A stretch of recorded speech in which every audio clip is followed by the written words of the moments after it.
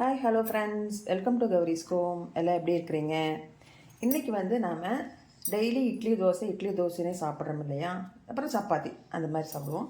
சரி, இன்றைக்கி நாம் கொஞ்சம் வித்தியாசமாக சாப்பிட்லாம் அப்படின்னா என்ன பண்ணலான்னு பார்த்தீங்கன்னா, கோதுமை ரொட்டி தான் செய்ய போகிறோம். அதே மாவை வச்சு அதுக்கு தேவையானது பார்த்திங்கன்னா வெங்காயம், கேரட்டு, நீங்கள் வேறு எதாவது பீட்ரூட்டு அந்த மாதிரி வேறு எந்த காய் போடணுன்னாலும் பிரியப்பட்டிங்கன்னா போட்டுக்கலாம். எனக்கு இன்றைக்கி வீட்டில் இருந்ததை வச்சு நான் பண்ணியிருக்கிறேன். அப்புறம் கொத்தமல்லி தழை, கருவேப்பிலை, பச்சை மிளகாய் ரவுண்டாக நறுக்கினது, கொஞ்சம் சீரகம். இந்த தண்ணியில் நான் கல் உப்பு போட்டு தண்ணியை கரைச்சி வச்சுருக்கிறேன். இப்போ கோதுமை மாவை நமக்கு தேவையான அளவு எடுத்து யூஸ் பண்ணிக்கலாம்.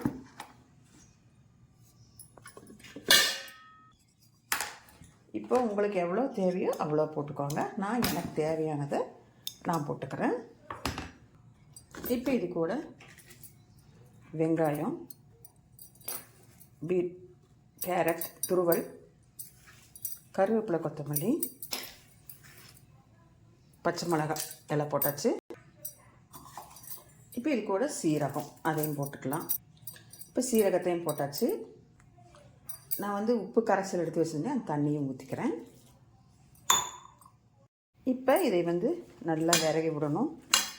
ஏற்கனவே நம்ம கல்லுப்பு போட்டு தண்ணி வச்சுருக்குறோம், அதனால் உப்பு தேவைப்பட்டால் பவுடர் சால்ட் போட்டுக்கோங்க, இல்லைன்னா வேண்டியதில்லை. இப்போ நல்லா விரைவிக்கலாம். தண்ணி விட்டு நல்லா கலந்துக்கலாம். கொஞ்சம் கெட்டியாக கலந்துக்கணும்.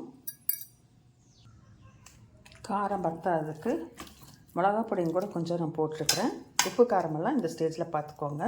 இப்போ இந்த அளவுக்கு இப்போ நீங்கள் பாருங்கள், இந்த அளவுக்கு தண்ணி ஊற்றி இப்படி பிசைஞ்சுக்கணும். அப்போ தான் நம்ம தோசைக்கல் எடுத்து நம்ம இந்த ரொட்டியாக போடும்போது கரெக்டாக இருக்கும். வாங்க, இப்போ நம்ம உப்பு காரமெல்லாம் பார்த்துக்கோங்க. பத்தலைன்னா கொஞ்சம் மிளகாத்தூளும் கூட போட்டுக்கலாம்.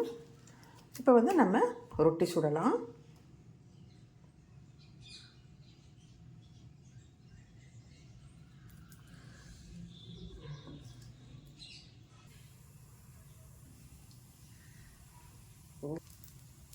இப்போ கல் காஞ்சிச்சு. இப்போ நம்ம எடுத்து வச்சுருக்க இந்த மாவை எடுத்து அப்படியே ரொட்டியாட்ட சுடலாம். இப்படி கையில் பண்ணலாம். கரண்டியில் பண்ண தெரிஞ்சும் கரண்டிலையும் பண்ணிக்கலாம். நான் கையில் தான் பண்ணுறேன்.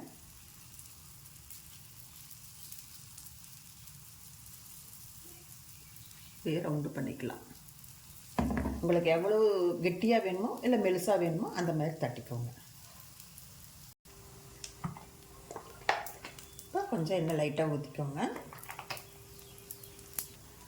இப்போ திருப்பி போட்டுக்கோங்க.